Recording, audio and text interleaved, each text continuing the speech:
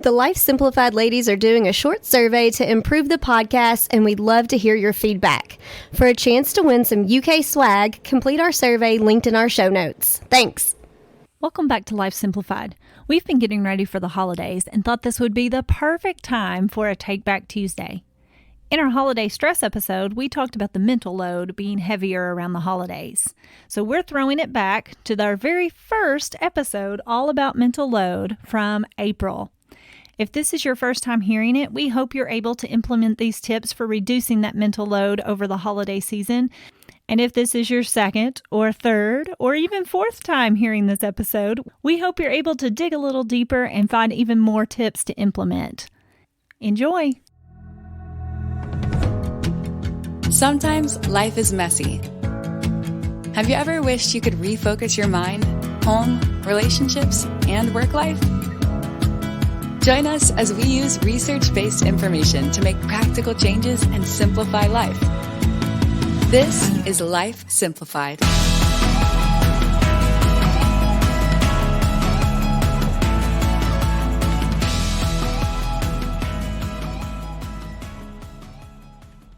Welcome to Life Simplified. We hope you're having a great start to the new month. Today, our topic is one that's been catching a lot of attention in the mental health world, but it's still a relatively new concept, and that is the concept of mental load. So, okay, ladies, just before we even get into this, I'm interested to hear if you have heard this term, mental load. So I'm going to be honest, I have not heard it before. So I'm hoping to learn a little bit more about it today. And I think maybe once you start talking, I may recognize it, but just the term in general, I haven't heard. Gotcha. I would have to agree. I have never heard it, but I'm sure we all know what it technically is. I have heard the term, and it is one that I've been following. I follow several different creators on social media, and they are parenting creators and with lots of different parenting information, and it's a topic that has really been hot and one that I have followed for a little bit now. Okay, so we've got kind of a mixed room, like heard a little bit of it, not heard of it at all. Well, I think you're right, Amanda and Joni. Once I explain what this is, you're going to know exactly what mental load is. You've just probably not ever heard it called mental load. So I'll explain how I even got to this topic, and I will say I had a day where I was just feeling completely overloaded.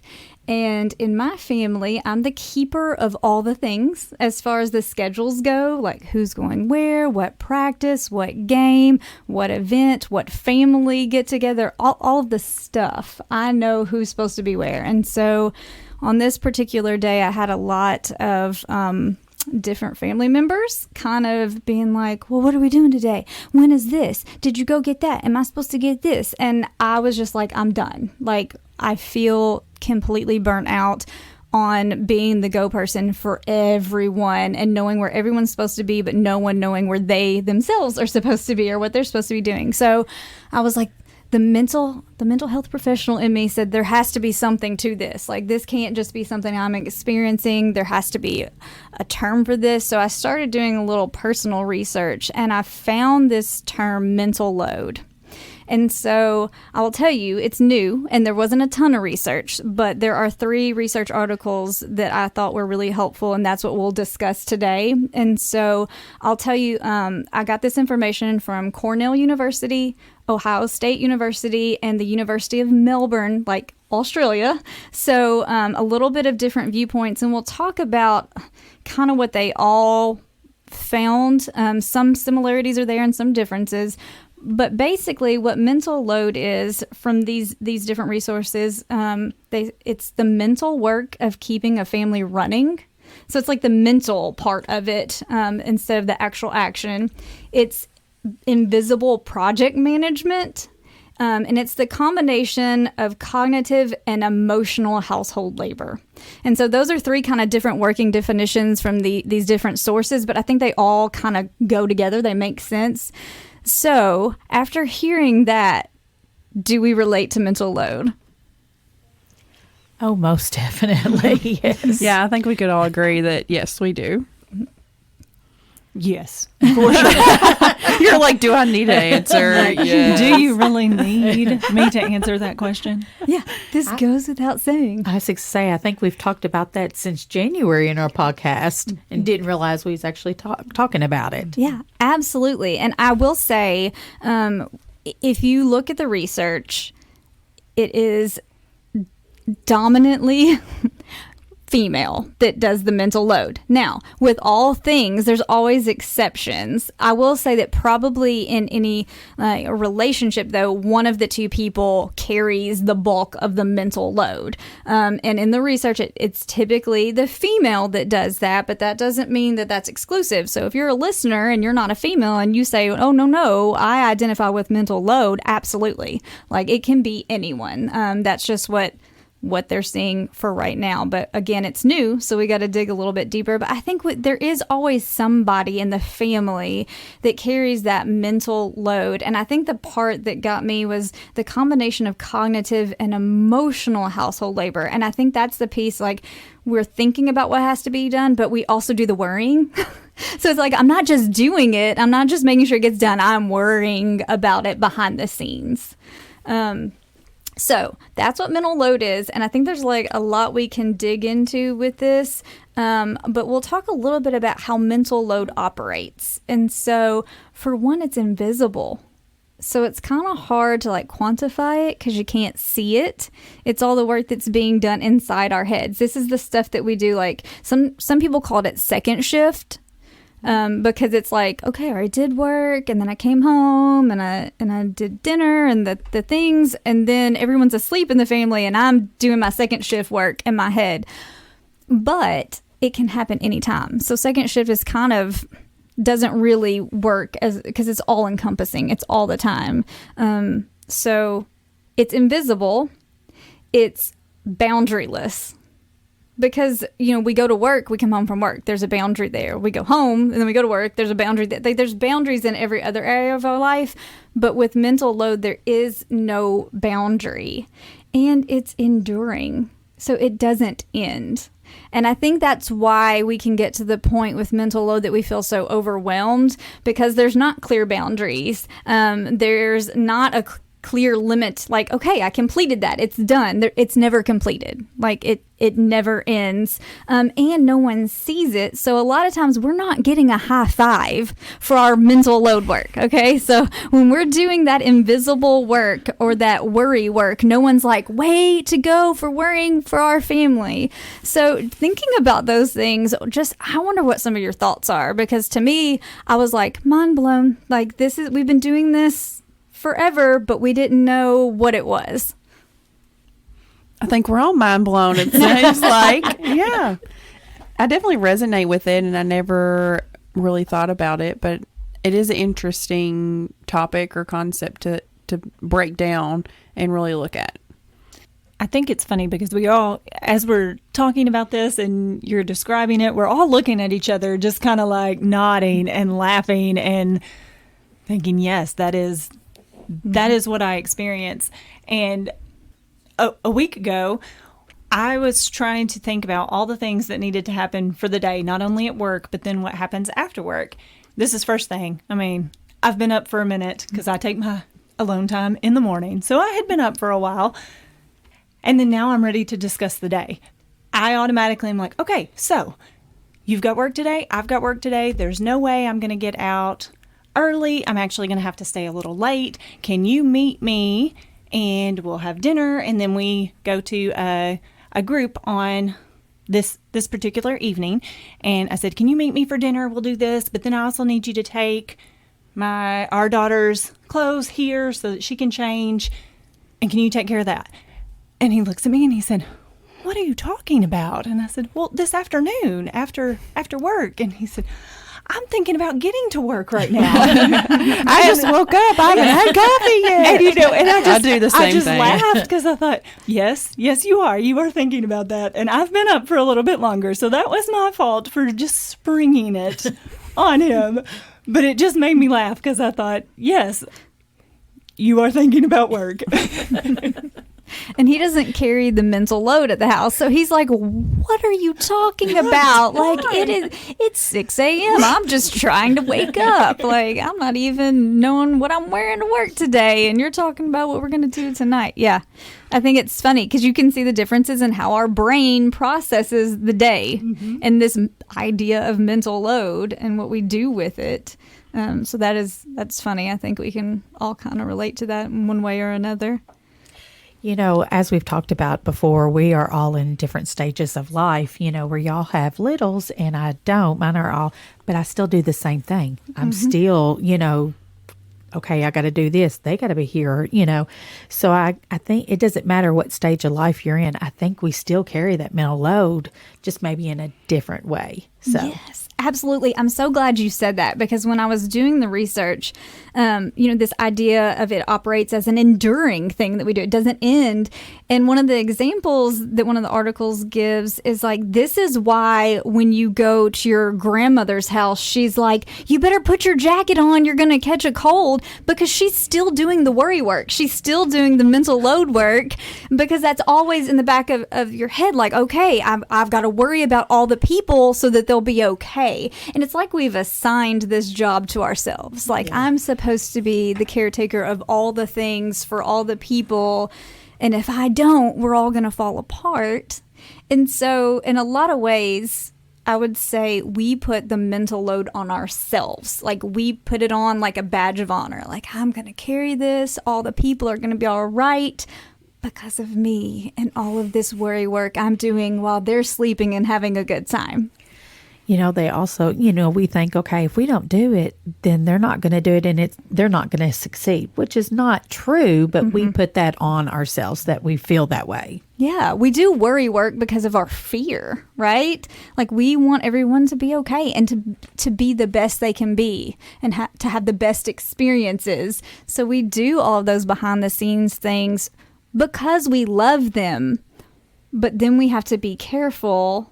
And we'll talk about it here in a little bit, some of the effects of our worry work, but it can cause resentments. And we'll dig deeper into that. But when we kind of take this on and we think, well, no one thanked me. Well, it's invisible. They didn't know you spent 6 hours yesterday fretting over everything that was going to happen. So they didn't know to be like, thanks, Mom, for worrying all day. Like, that's great.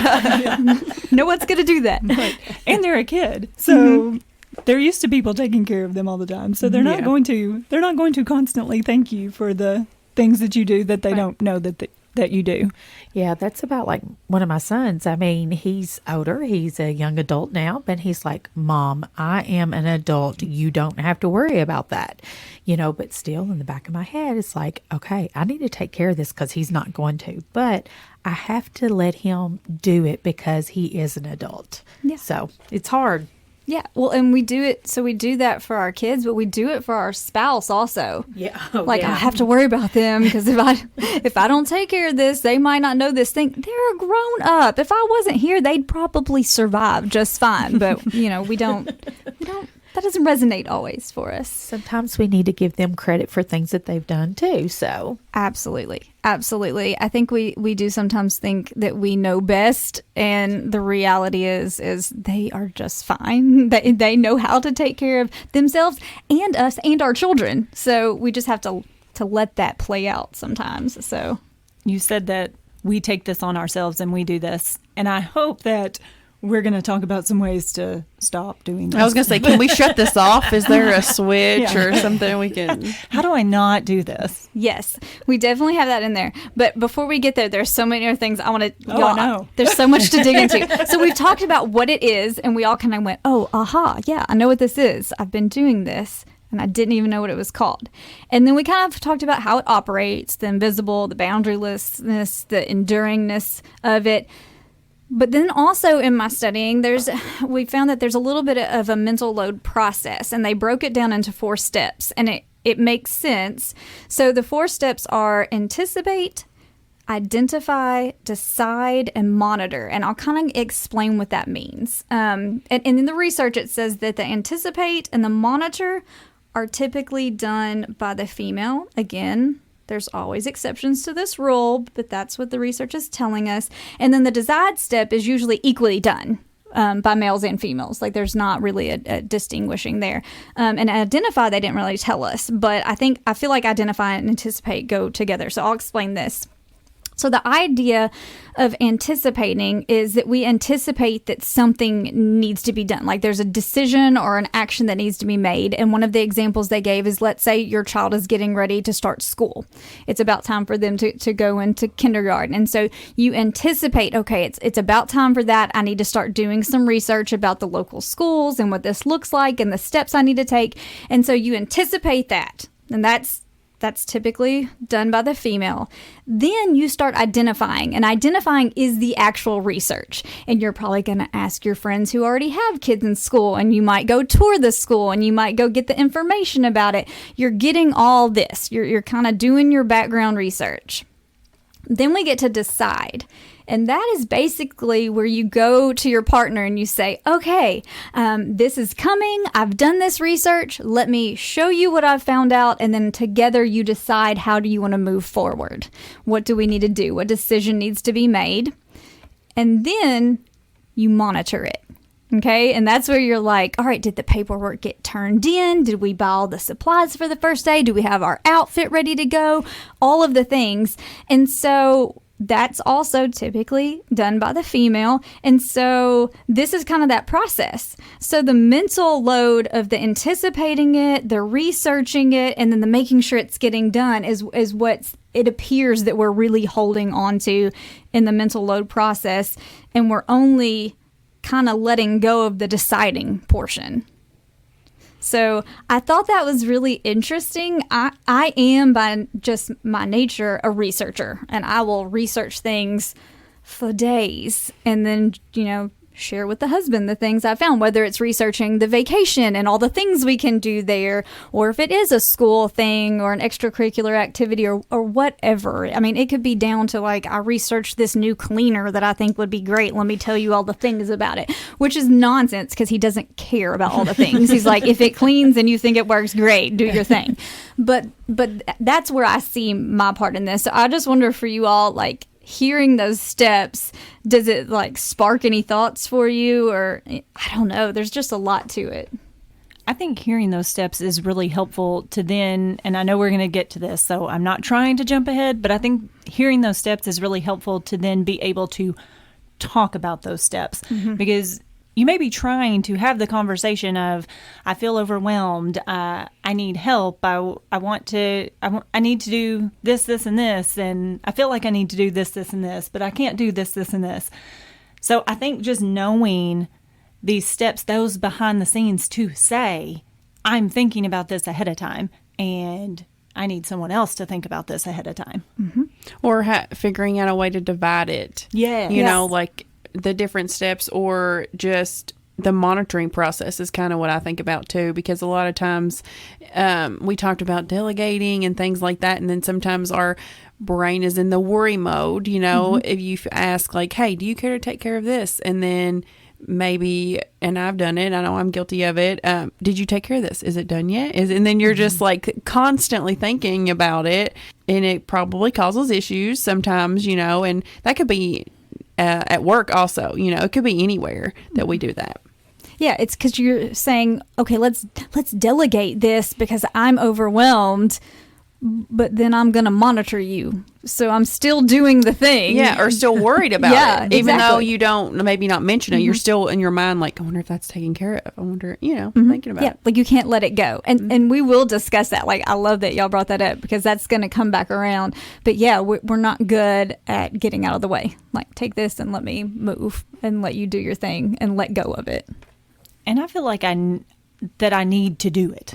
Mm-hmm. I need to anticipate. I need to be thinking ahead. And I don't know if that is a personality trait that I have. I don't know if that is it's a new trait. No, it's not a new trait. It's not new. It's not new. Even though I'm fairly new, I don't know. How long can I say that I'm new to this parenting role? I'm not sure. But you're not new I'm anymore. not new anymore. Okay. So I can't claim newness anymore. But I don't know if it's, I feel like I'm constantly trying to catch up because of my role, or if it is, this is just the way that I've always been. I just now am noticing it more. And that could be it too, because it is new to your personality and everything like that. But as women and as mothers, we take it to a different level of everything too. So I think it's interesting, Ashley, when you said that you feel like you need to anticipate, you need to do these things. And when we think about worry work, so like the therapist in me knows that our worry is about fear, right? And so we worry because we're afraid. And one of the things that we do, one of our coping skills that we naturally do to lessen our worry or our fear is we control. And I think this worry work and this mental load is about control. And so we have this illusion that even though it stresses us out, but if I can control it, I can lessen that fear. And so I take it on even if I know it's not useful for me all of the time. And I think that control has such a negative context that I don't want to say, yes, I feel like I need to control everything, because that sounds so negative, even though I don't mean it negative. I mean, I don't want to control every single thing that my family does. Just want to control that thing. Well, I think that we get the word control and manipulate confused. And so we're afraid to say we want to control things because we don't want people to think that we're trying to be a puppet master. Like, I'm trying to manipulate you to do things the way I want it to be. It's just that sense of like, if I do it, then I know it's done and I don't have to worry about it, but I do anyways. So, right. So I'm doing it and I'm worrying about it. I'm doing double work here. So I think that's interesting. But so like that's a mental load process, and it makes sense that anticipate, identify, decide, monitor. And I do think that, like we pointed out, now that we know the steps, we can pull in people and say, okay, let's divide this more evenly instead of us taking it on ourselves and saying, I'm going to do 3 out of the 4 steps and then I'll pull you in for 1 step. No, let's figure out how this works in a better way so that we're sharing the mental load, so that we're sharing this process. Another thing is with that, you're talking about, delegating to other people. When you delegate, let them do it the way that they think that they knew it instead of trying to change it. And that's really hard sometimes because, we as mothers and women, we think it's a certain way, but when we delegate to somebody else, we still feel that they need to do it our way, and that's not always the right way. We need to let them be able to do it the way that they need to do it. I feel like Joni's smacking my hand right now. Oh, no, girl. No, I'm talking to myself over here. I think we all identify, and that is that stepping back from control and saying, okay, like, I don't want to have the burden of all the things, but if I'm giving it to someone else, I have to let them take it and me not dictate how that's supposed to be and how that's supposed to look when they take it. So we've kind of talked about what it is and how it operates and what the process is.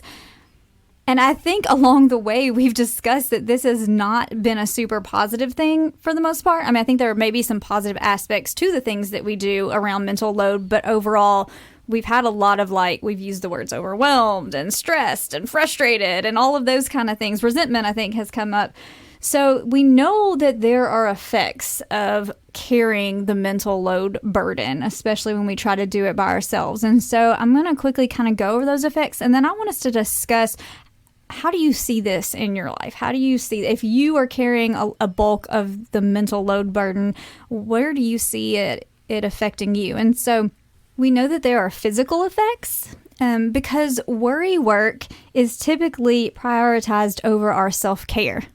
And so if I'm spending all my time on my mental load and my worrying about everything else, I'm probably not spending that time on self-care and taking care of me. And we know how important that is because we did an entire podcast on self-care, and it comes up over and over again. And so physically, I'm not taking care of me.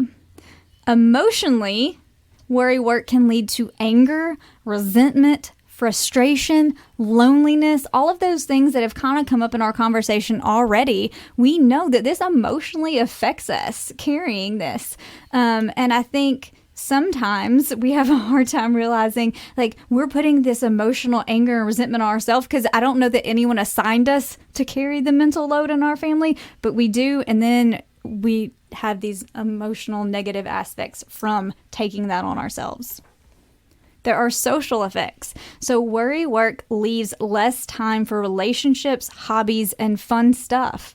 You know, like we're taking all this time doing these mental tasks, and we're not able to actually be present with the people in our life and the activities in our life that we enjoy. So even if I am at dinner with my spouse, or I am having a family night, if I'm allowing the mental load in this worry work to consume me and consume my thoughts, I'm not actually present for them. And so my physical self might be there, but I am absent. And so that will hurt my relationships over time, and it will keep me away from those activities in my life that are valuable and healthy and fun. So there's definitely social effects.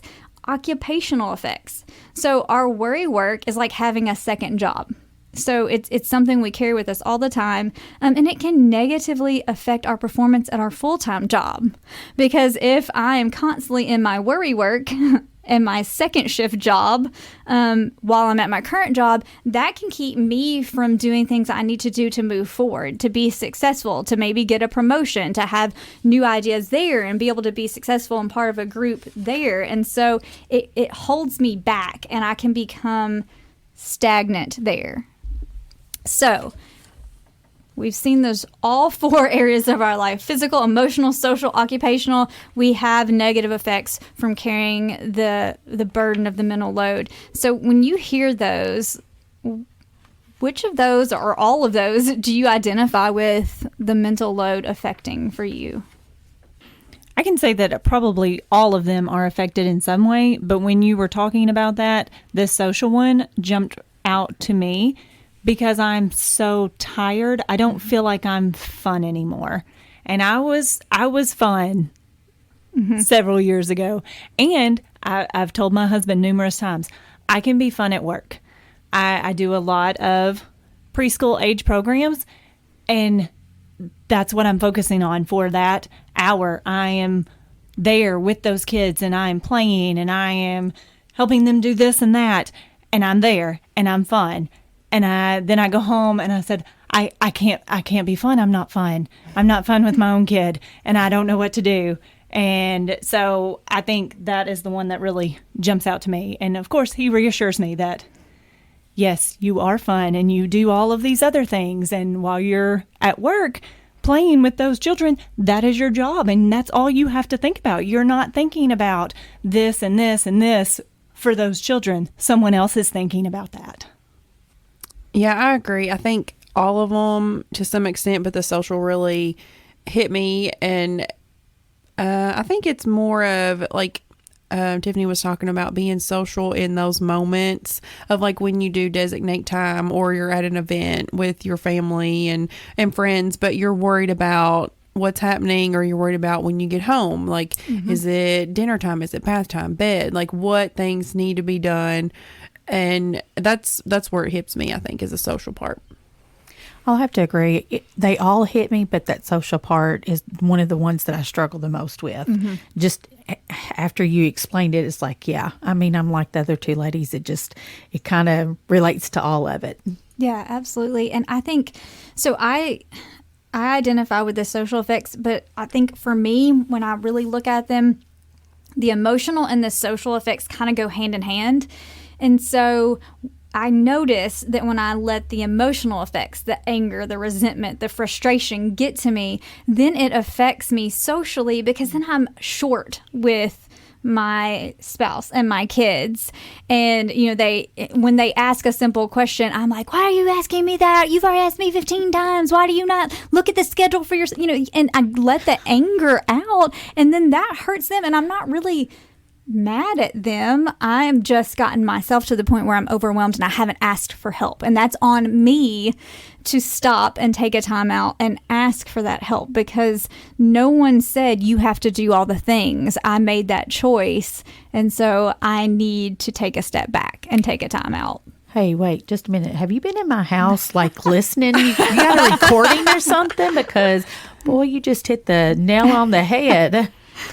Definitely. And leave it to Tiffany to go deeper than the social and be like, but is it really social or is it that emotion behind the social? I promise. I think she's been listening to my conversations at home. But I think that rings true to what we're talking about. And I feel like there's probably other people, and hopefully the people that are listening are kind of resonating and recognizing this as well. It's like, oh yeah, you know what? That's what the problem is, or that's what I'm dealing with, I guess I should say. So.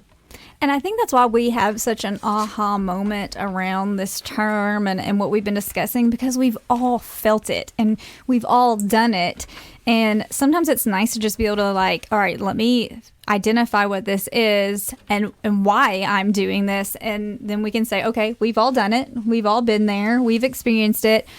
So then what do we do about it? Okay. And it's not always an easy fix. You know, these are routines that we've established and kind of unspoken things that we've put into place.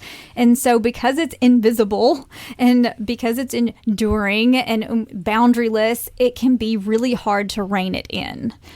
But in the research, there are some ideas of ways that we can rein it in. And I'm going to kind of read through these possible ways to lessen mental load for my research. And then there's a few that I want to dig a little bit deeper with. And I would also like to kind of hear from you which ones you all think would be helpful for you, because everybody's different. And some of these things may sound great to one person. It might sound absolutely like, no, that's not going to work for me. That doesn't fit for my family. So there's several on here. And this first one we have discussed already today a little bit, and I think we'll dig a little bit deeper in a second.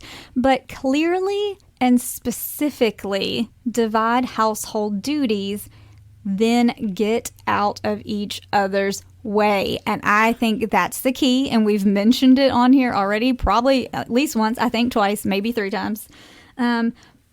But that's the problem that we have, is we can divide things and pretty specifically divide them, but then we don't do a great job of getting out of the way. We say, here, take this, and then we take it back 15 times. Or we tell you, oh, nope, you did it the wrong way, so I'll just do it. Move over. And so we got to get better about just, all right, this is yours, this is mine, let me move out of your way, you move out of mine. And even if we don't do it exactly the way we think it should be done, it got done and I didn't have to do it or worry about it. So another thing that is mentioned is make it more visible by quantifying it. And so remember, it's invisible, but you know, making it known. Sometimes we just need awareness that something is an issue.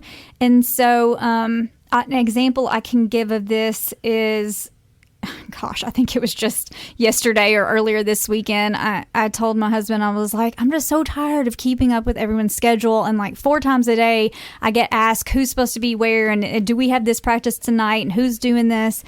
And he said, well, don't you remember back, a couple years ago in our laundry room, you had a board up and it had just the week and you would put all the things on there. And he was like, since we've moved, we've not really had that. And maybe we need to go back to that, because then you can write it on there and we can look at it. And he was like, I can take a picture of it and have it on my phone so I can just pull it up when I'm not sure about something. And I thought, well, that's such a simple fix. And if I had just sat there and stayed resentful and just been like, oh, everybody just asked me all these questions about their schedules, and not just brought awareness to it and told him I'm feeling overwhelmed by keeping up with everyone's schedule, then we wouldn't have found what is a pretty simple fix. And it may not solve all the problems, but at least he knows that I'm concerned and he's giving me like a viable option for us to work together to try and solve this. And so it works because I get to feel heard and he gets to understand there's an issue, and then we can work together for a solution. So making it more visible can be helpful in solving the problem. Also, and that leads to the next one, actually, I think they pretty much go hand in hand, is acknowledging the toll it takes. Acknowledge for yourself that doing all of this worry work and taking the burden of this mental load, it takes a huge toll on us. All of those things we just talked about, emotions, social, physical work, like it's taking a toll on us in every aspect of our life. And so I think we have to use that to weigh whether, okay, my need to lessen my fear by controlling versus how exhausted I am and the toll that's taken on me. Is it worth it? And how can I begin to let go for my own good and the good of my family and my social relationships and all those other things that we already discussed earlier? Helping families better reconcile work and family demands, which I think is huge, but I also think that's one of those things that's much bigger than us. That's not something that we can like go out tomorrow and solve. I think that's more of like a bigger, broader community concern, but it's something to be aware about and things that people can start discussing more and digging deeper. How can we do that? How can we do that work family demand balance, that work-life balance we've talked about numerous times in here? How can we help as a community for everyone to do that and take off some of this mental load burden? This next one is super key, and I hope we'll dig a little bit deeper, but instead of pointing fingers at our partner, practice communicating openly and respectfully about our concerns. So remember, there's a lot of emotion with this, and when we get to the point where the anger and frustration has turned to resentment, we can kind of become enemies of the people in our own household because we've taken on the mental load burden, but that doesn't solve any issues. That's misplaced. And so instead of doing that, instead of the finger pointing, communication is key, and respectfully saying like, this is what's going on for me, help me, having that come together and let's come to a solution that works for everyone. And then the last one, again, it's we've kind of mentioned it, but let go of perfectionism.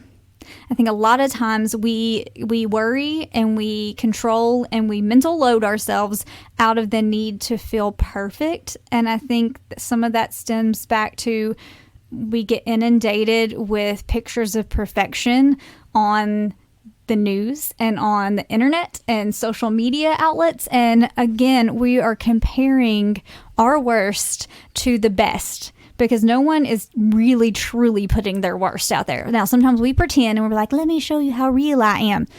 You still curated that for social media. So again, we are comparing our worst, because we know us at our worst, to someone else's best in the picture they painted for us. And that's not a fair comparison. So we got to let go of that idea that we are going to be perfect, because our perfectionism is hurting us and it's hurting our family. All right, ladies, that's a lot, but what do you see there? What feels like it fits? What feels like an aha moment?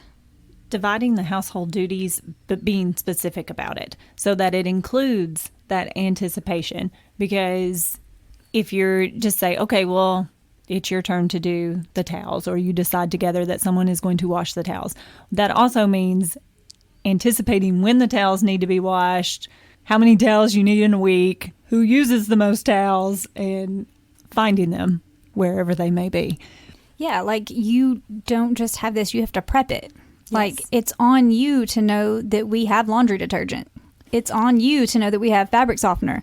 It's on you to clean out the lint trap and make sure we don't burn our house down. Because I think it's easy for us to be like, do the laundry. And we don't put all the aspects into it. We're like, okay, you put it in, you took it out, you did the laundry. Yeah, there's a lot of other steps in there. Mm-hmm. And then we step back in and we take it back over, right? And then I was about to say, get out, and then get out of the way. I think that goes right to letting go of perfectionism. Mm-hmm. I think it goes hand in hand with that, because we all have a certain way that we want things done. And I go back to my statement earlier, just because we have a certain way of doing it doesn't mean that they don't either. They have a certain way that they want to do it, and it may be their way, may be best for them to do it their way instead of us, and us letting go if it's not done the way we want it to.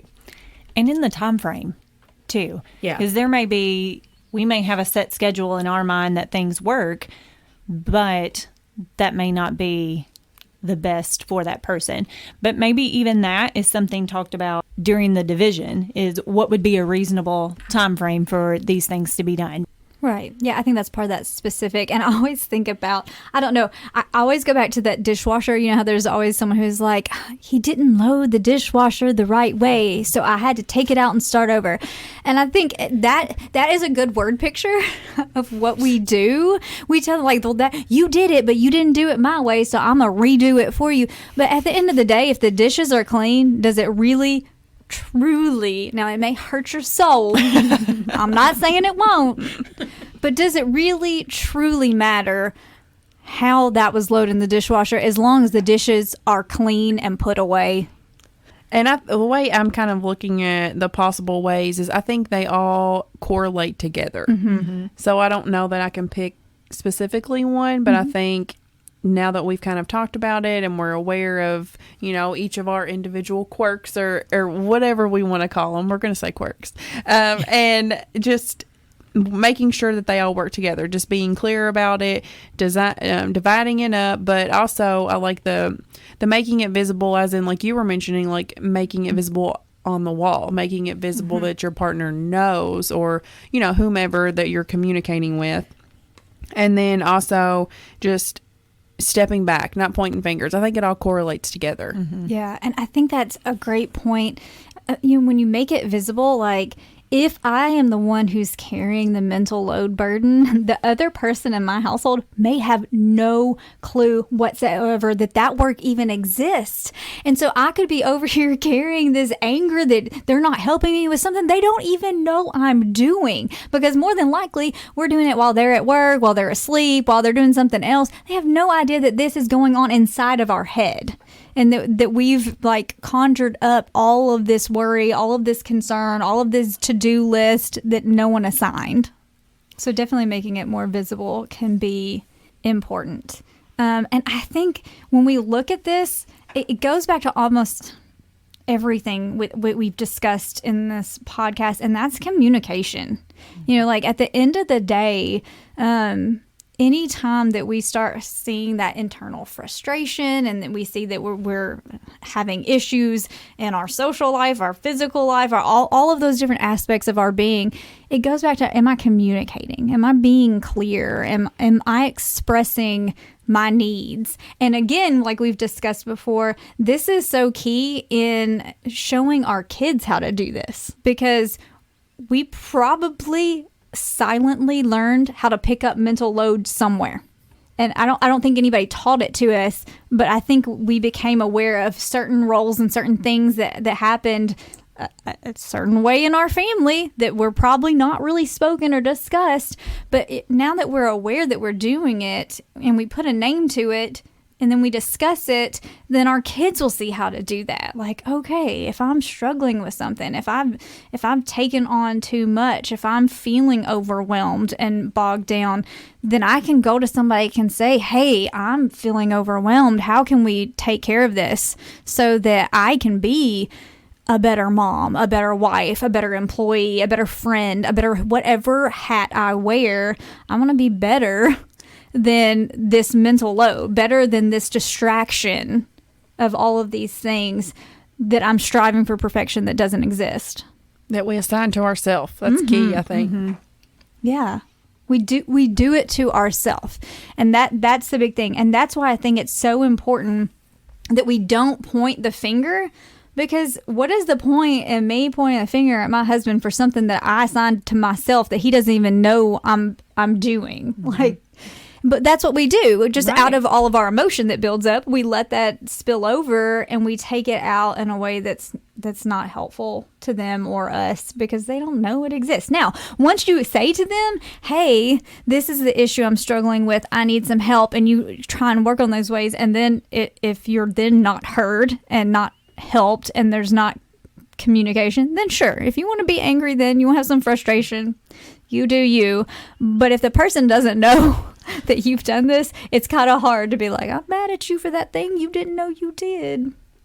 But I'm guilty of that, so don't hear me say, like, we all do it. Like, well, I think it just builds up and it builds up and it builds up, and you don't want to say anything because it's something that you're like, it's little, this one little thing, but then there's several little things, and it builds up and you get frustrated, and then at some point you're going to let that frustration out. So before it gets to that point, have a sit down, talk it out. These are the things that I'm feeling. I don't want it to get to this point. Also being self-aware about this now. We're, like I said earlier, I didn't really know that was the term of things that we've been doing. and now just being self-aware that this is what I am doing, and things that I can change may not change overnight, but then communication, I can have better communication with my husband, my children, and taking some of that mental load off for myself. Yeah, I think the awareness is just key. Like, we know we're doing this, we communicate it, we start dividing those tasks, and then we let go of that perfectionism, and we let everyone play their part. And we realize, like, me worrying about something does not change the outcome one bit. I can worry all day long. That is not going to make things happen the way I want them to happen. So it's really just a whole process for ourselves to say, okay, I'm aware this is what I'm doing. Is this helpful for me? And taking a step back and like, okay, how can I better spend my time? How can I better communicate to those around me? And then step back and take back my life and stop carrying this second full-time job with me everywhere I go, so that I can then focus on that self-care and those family relationships and those work relationships. And again, I think the key of everything we talk about on Life Simplified is, how do I simplify my life to become a better me, a better version of me in all the areas of my life? And I think that this is a great topic. Thank you, ladies, for humoring me and discussing this. I think there's so many ways that we could go with this, and we could dig deeper and probably talk about it for hours, and we probably will when we get off of here. So I'm sure there's a lot of behind the scenes things we will discuss. But I think if you take nothing else from today, if you'll take the awareness of what mental load is, and then just identify it, bring it to light, make it more visible, communicate about how we can make it better. And then we just try to do our best and know that we will have hiccups along the way. But if I know better, I can do better. And I think that's the goal of everything we do. So I thank you all for listening to us today. As we wrap up, I want you to think about the things that we discussed today. And as always, if you want to journal about it, discuss it with a loved one, I think that is great to kind of dig a little bit deeper for yourself. So just ask yourself, do you carry the mental load in your household? Does someone else? How can you begin communicating about this invisible job so that you can even the playing field? And take a look at these ways we discussed to lessen the mental load. What is a possible reasonable solution for you and your family around the mental load burden? Thanks for listening. This is Life Simplified. Thanks for listening to Life Simplified. We are family and consumer sciences agents with the University of Kentucky Cooperative Extension Service. Contact us at lifesimplifiedpodcast@gmail.com.